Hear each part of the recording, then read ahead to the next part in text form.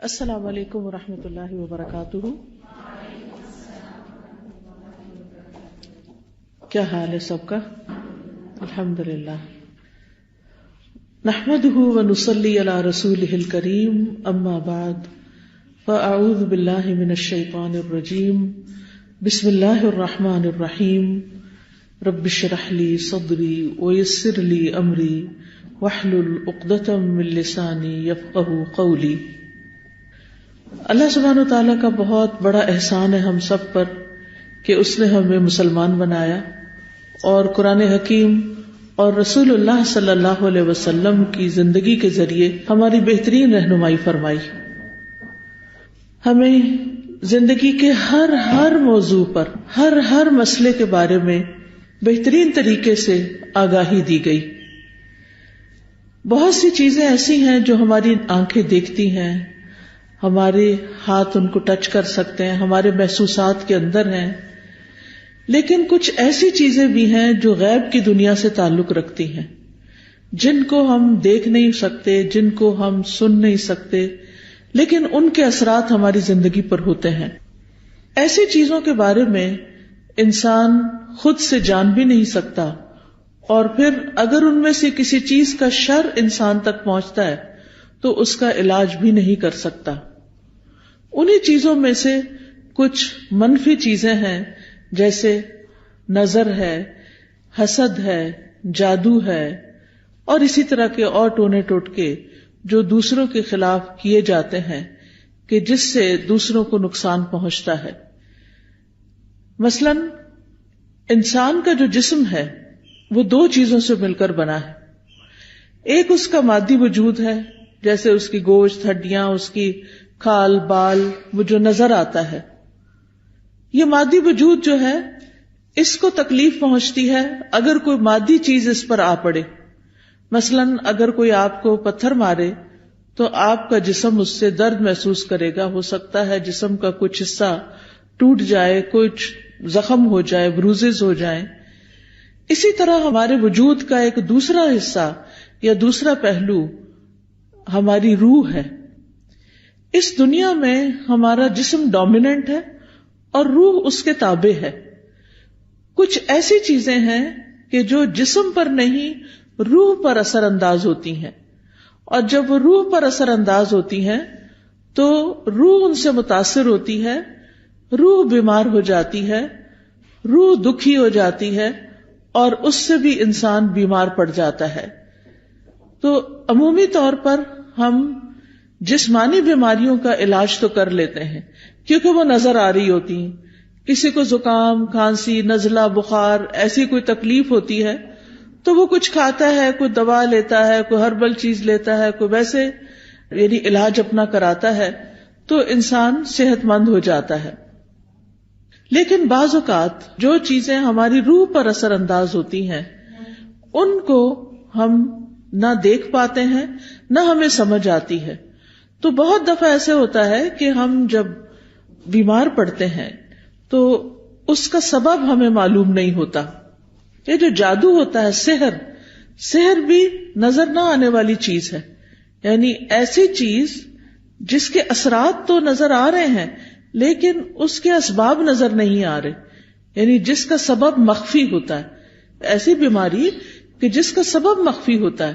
مثلاً آپ ڈاکٹر کے پاس جاتے ہیں، آپ اس کو بتاتے ہیں کہ میں بہت لیتھارجک فیل کر رہی ہوں، میری کسی چیز پہ کنسنٹریشن نہیں ہو رہی، تو وہ آپ کو کچھ ٹیسٹ لکھ کر دیتا ہے. آپ ٹیسٹ کرواتے ہیں، آپ کا لیور، ہارٹ، بلڈ، آپ کا پوری باڈی کا ایکس ریز اور الٹرا ساؤنڈز اور ہر چیز کر لی جاتی ہے، لیکن پھر بھی بیماری سمجھ میں نہیں آتی.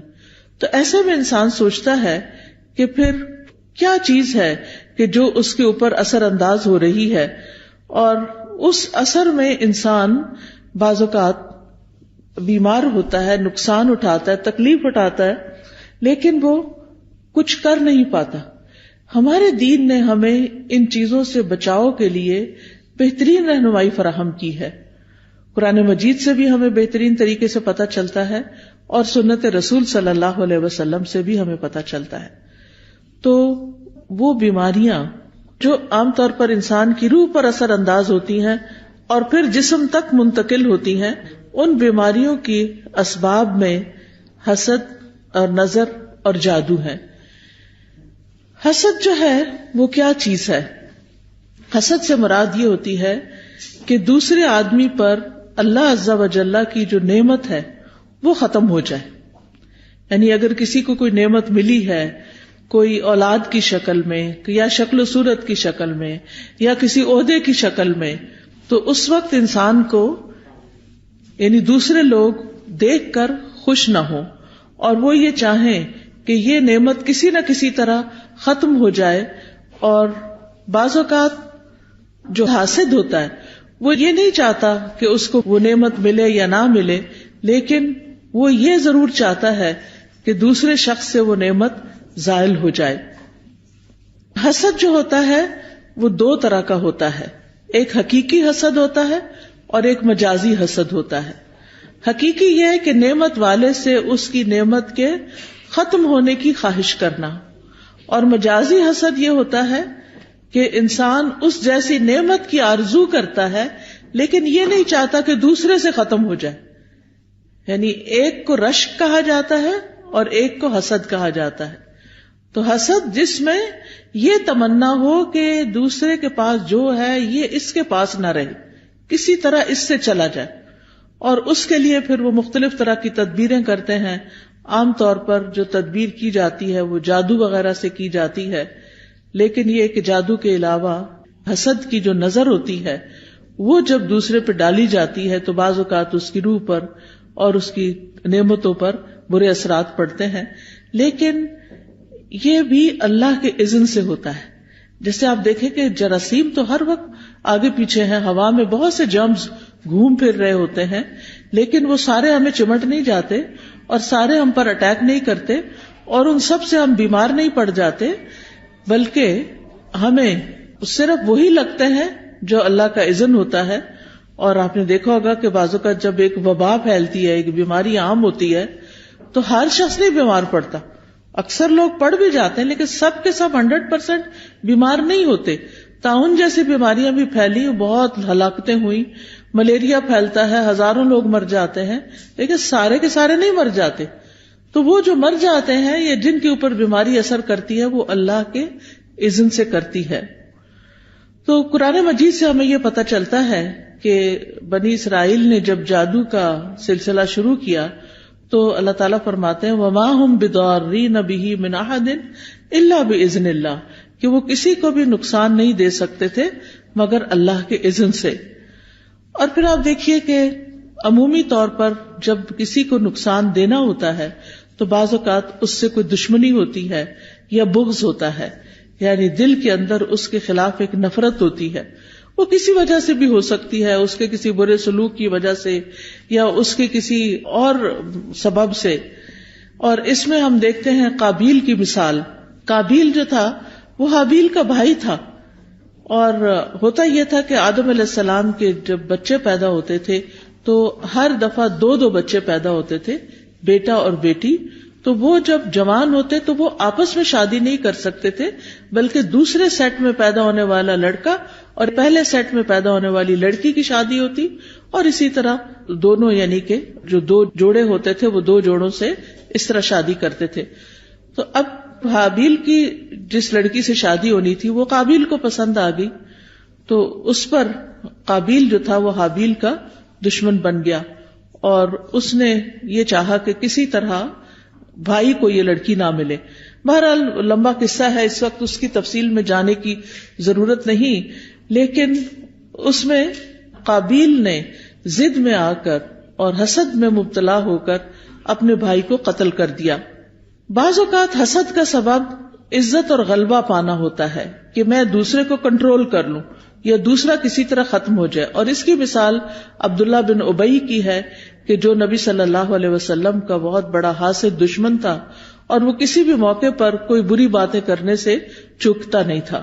اسی طرح حسد کا ایک سبب تکبر ہوتا ہے کہ میں سب سے بڑا رہوں، مجھ سے آگے کوئی نہ نکلے، اور اگر کسی اور کو کوئی عہدہ مل جاتا ہے، کوئی نعمت مل جاتی ہے، کسی کے بچے زیادہ پڑھ لکھ کر قابل ہو جاتے ہیں، تو دوسرے لوگ اس سے حسد کرنا شروع کر دیتے ہیں.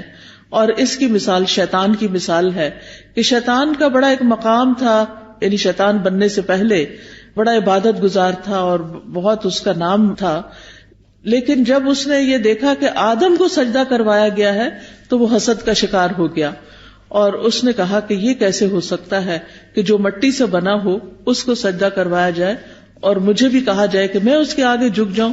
تو اس نے کہا تھا کہ میں بہتر ہوں، مجھے آگ سے پیدا کیا گیا اور اس کو مٹی سے بنایا گیا، میں اس کے آگے نہیں جھکوں گا. اور پھر چونکہ اللہ تعالیٰ نے زمین کا خلیفہ بنایا تھا انسان کو، تو شیطان سے یہ برداشت نہ ہوا اور اس نے ایک مستقل دشمنی پال لی.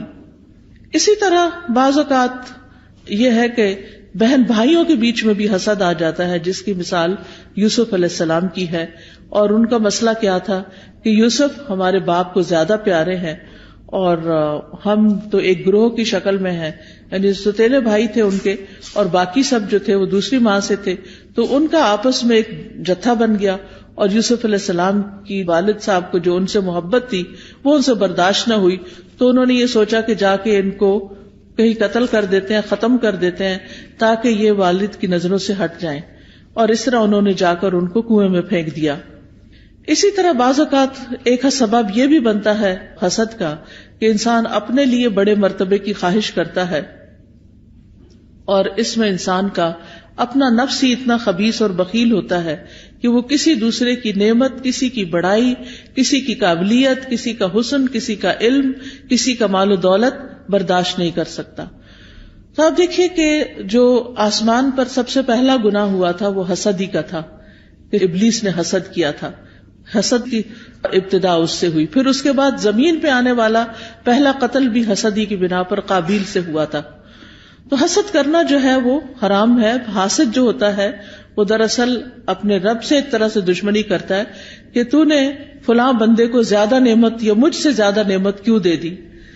پھر اسی طرح وہ رب کی تقسیم پہ ناراض ہوتا ہے اور وہ کسی طرح برداشت نہیں کر سکتا.